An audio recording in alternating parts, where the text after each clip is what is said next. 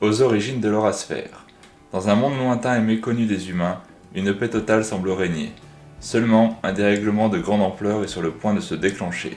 5000 ans avant les événements de Voyage en Horasphère, un combat fait rage dans un royaume céleste. Une lutte sans merci entre la lune et le soleil. Duel pour une suprématie à l'origine de toute chose. Pendant ce temps, une jeune fille bascule contre son gré dans le monde surprenant des Horas. Oménie n'a alors que 11 ans, mais très vite, la vie va s'accélérer pour elle. Dans ce monde aux dimensions surprenantes, où la nature est maîtresse des lieux, où tout est question d'équilibre et d'harmonie, une ombre refait surface. Bonjour tout le monde, c'est Loïc, j'espère que vous allez bien. Aujourd'hui, dans cette nouvelle vidéo, je vais vous présenter Aux origines de l'Horasphère, qui est le livre 2 de la série Horasphère.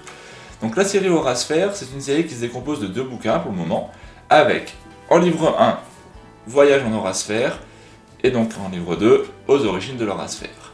Ce qui est important pour moi de préciser avant de parler plus amplement de ce qu'il y a dans le livre 2, c'est donc de préciser que le livre 1 et le livre 2, ce sont 2 histoires complètement indépendantes l'une de l'autre. C'est-à-dire qu'on peut lire le livre 2 avant le livre 1 et inversement. En revanche, ce qui se passe, c'est que dans le livre 1, j'effleure les contours de l'Horasphère, puisqu'on y bascule dans une 3e partie de l'histoire. C'est-à-dire que là, dans le livre 2, on est intégralement plongé dans l'Horasphère et on y découvre, donc, comme son nom l'indique, ses origines, ses sources et ce qui a fait naître ce monde et ce qui le tient en équilibre. Voilà. Donc maintenant, pour parler plus amplement du livre 2, on est donc dans le monde de l'Horasphère qui va se dérouler 5000 ans avant les événements du livre 1, avec 2 personnages principaux que sont Oménie et Phallo. Donc Oménie et Phallo vont être ramenés dans une aventure suite à une catastrophe naturelle déclenchée par un être mystérieux, car toute l'intrigue de l'histoire, toute la ficelle de l'histoire se fait autour de 2 forces importantes que sont la Lune et le Soleil, et tout le peuple et le monde de l'Horasphère se tient dans l'équilibre et l'harmonie entre le respect de la nature, de l'environnement et du respect des astres. Et à travers cette histoire, on va découvrir en fait que le comportement des Horas n'aura pas toujours été super réglo par rapport à la Lune, qui va en prendre ombrage et qui va décider de les sanctionner, car elle estime que les Horas donnent au Soleil, confèrent au Soleil beaucoup trop de valeurs, comme l'été, la joie, la bonne humeur, etc. Alors que pour elle, c'est plutôt l'aspect néfaste, le froid, la nuit, l'hiver, et du coup elle va s'estimer bafouée, elle va vouloir sanctionner les Horas. Et donc Oménie et Phallo vont être amenés à trouver un moyen de calmer la Lune et d'apaiser le conflit avant que ça prenne une ampleur trop importante. Et donc pour ce faire, ils vont être amenés à vagabonder dans l'entièreté de cet univers, de l'Horasphère, qui se déroule en plusieurs zones, avec des climats différents, des environnements différents, avec des sources différentes également, et dans lequel on va vraiment se plonger dans un environnement tout à fait différent, pour arriver à rencontrer différents protagonistes, et notamment parmi eux, cette créature qui est en plein cœur de la couverture. Donc je vous dis pas qui est, c'est justement l'intrigue de l'histoire, qui va avoir un rôle clé à jouer dans le roman. Donc voilà un petit peu les ficelles de cette histoire, et son suspense qui se tient autour de comment arriver à calmer le conflit avant que ça prenne trop d'ampleur, et avant que ça tourne à la catastrophe. Voilà un petit peu pour ce qui est de la présentation du livre. Je tenais aussi à préciser un élément important, c'est que j'ai voulu volontairement, pour le coup, jouer sur le fait de casser les codes de ce qu'on peut connaître dans notre monde réel. C'est-à-dire, dans le monde réel, on a des règles de distance, de poids, la loi de la gravité, etc. Que dans l'Horasphère, justement, j'ai voulu complètement casser, changer, pour donner une perspective différente et plonger le lecteur dans une espèce de trouble volontaire autour des choses qui nous sont impossibles dans le monde réel et qui s'avèrent totalement réalisables dans le monde de l'Horasphère. Je prends l'exemple, donc les Horas, ce sont des petites créatures qui font pas plus d'1 centimètre et qui sont capables de déplacer des objets ou des choses beaucoup plus grandes et beaucoup plus lourdes qu'elles.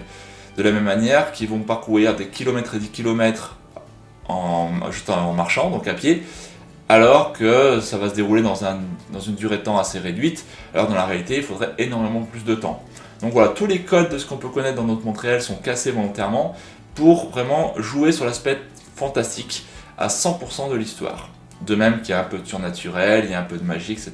Il y a des choses qui sont vraiment de l'ordre de la fantaisie que j'ai essayé de développer au maximum. Donc pour moi c'est une première, un roman intégralement dans un univers fantastique, axé sur du fantastique, sachant que je m'en sers souvent dans mes histoires pour appuyer le réel, comme dans le livre 1 par exemple, mais rarement, ou même jamais jusqu'à aujourd'hui, dans une histoire à part entière. Ce ne sera pas la dernière fois puisque finalement j'ai pris beaucoup de plaisir.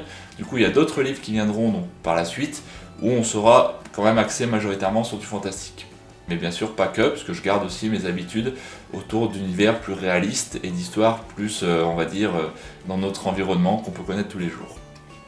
Donc voilà un petit peu pour ce qui est de l'Horasphère livre 2.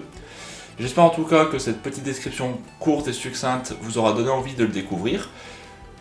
Si jamais c'est le cas, vous simplement en librairie, il est disponible à peu près partout. Pas dit qu'il les a en boutique évidemment, mais si vous donnez le titre ou simplement l'ISBN que je vous mettrai en dessous ou que vous retrouverez dans la description, ils pourront vous le commander. Ou après sur n'importe quel point de vente web, donc la Fnac, des sites, Cultura, celui que vous voulez, il est disponible partout en commande. Voilà un petit peu pour où se le procurer. Et enfin, pour terminer cette vidéo, j'avais plus de 3 dates à vous annoncer si jamais vous êtes du secteur Loire-Haute-Loire. Donc je serai, alors je regarde en bas parce que j'ai noté en bas, en dédicace le 28 mai à la librairie Alpha Bureau PG10 à Monistrol-sur-Loire de 10h à midi et de 15h30 à 18h. Je serai également sur les marchés nocturnes de Saint-Denis-en-Velay au camping La Fressange le lundi 25 juillet et le lundi 15 août de 18h à 21h.